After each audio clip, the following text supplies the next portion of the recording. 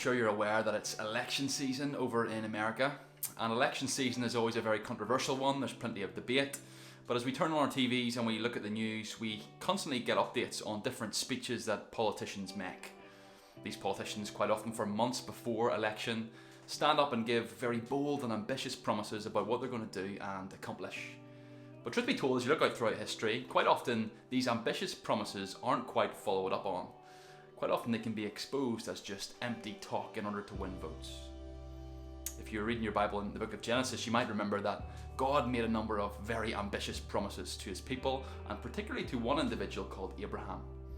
You might remember God made a number of promises to Abraham. Firstly, he promised that he would make him into a great nation of innumerable people. Secondly, he promised him that he would inherit a great land. And thirdly, he promised that through Abraham, the entire world would be blessed. Now, for anyone, this is a very ambitious and unlikely promise by God, but particularly for someone like Abraham, 75 years old and childless. These promises don't just look unlikely, they don't just sound ambitious, they actually seem impossible. Yet in 1 Kings chapter 4, we see God's faithfulness to every single one of those promises, even hundreds of years later. You might remember where we've come from. King Solomon is on the throne. In chapter 3, we were reminded how Solomon, in his humility, asked God for wisdom. God gave Solomon wisdom, and Solomon is ruling the people with wisdom and fear of the Lord. And all of Israel was amazed at Solomon's great wise words and counsel. The first half of chapter 4 of 1 Kings gives us a long list of Solomon's officials. And perhaps what's most striking about this is the sheer number of them. In fact, not only did he have officials, but you can see in verse 7 he also had governors.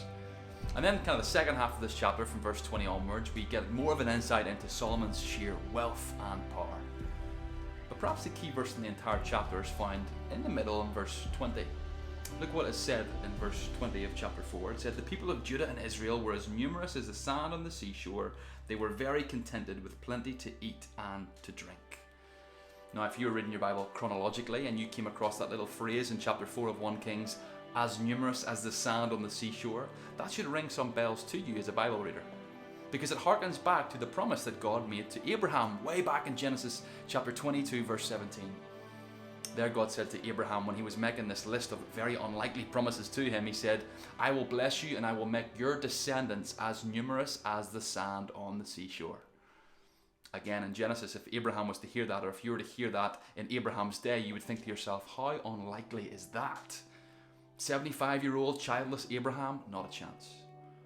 Yet here, during the events of 1 Kings chapter 4, 1200 years later, the author of this book is just putting in that little phrase to remind us, hey, God is being faithful to his promises. As unlikely as it seemed back then, God is being faithful through Abraham's descendants. Look at Israel now. They are so powerful that they are as numerous as the sand on the seashore. And that's not the only promise that we see fulfilled in 1 Kings chapter 4. In fact, a number of the promises that were given to Abraham back in Genesis, we can see some sort of fulfillment here, can't we? Not only did God promise to make Abraham a numerous people, as we see so clearly fulfilled here, but he also promised to bless his people, didn't he? And as you read chapter 3 and 4 of 1 Kings, don't you see that God is blessing his people through Solomon's wise and godly rule? Not only did God promise innumerable people and to bless his people, God also promised Abraham that the people would enjoy a land. And not only right now, 1200 years later, are God's people enjoying that land, but think of the power that they own. They own Israel, they rule Israel, and you can see the vast amount of land that Solomon had in verse 21. He has power. Furthermore, God promised Abraham that through him the whole world would be blessed. And notice the very last verse, verse 34, you can see that everyone in the world is in fact benefiting from Solomon's wisdom. This passage shows us a number of things and reminds us of a number of things. Firstly, it does show us in some sense that living under God's rule and blessing does bring life. Indeed, that's what Israel are experiencing at this point in their history. And they're experiencing God's promises come to fruition. However, as you read through the rest of 1 Kings, you're going to discover that pretty soon things will descend into chaos for Israel. They will fall into patterns of sin and darkness and evil. Yet we look forward to God not just physically fulfilling these promises to Abraham, as we see in this chapter, but one day ultimately and spiritually fulfilling these promises to us, the church. We too will inherit a land, the ultimate land that God was referring to back to Abraham in Genesis. Not Canaan, but the new heavens and the new earth.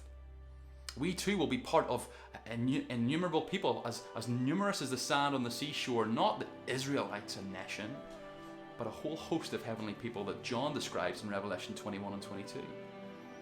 We too will enjoy blessing, ultimate blessing, not here on earth, but there in the new heavens and the new earth for all of eternity. Living under God's rule brings blessing, and if you're a Christian, that's a blessing that you will one day enjoy in all of its fullness. But the second thing we learn is that God is the ultimate promise keeper.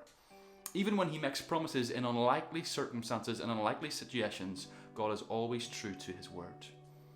As you read the scriptures and as you look at your own life, what promises does God make that you struggle to believe?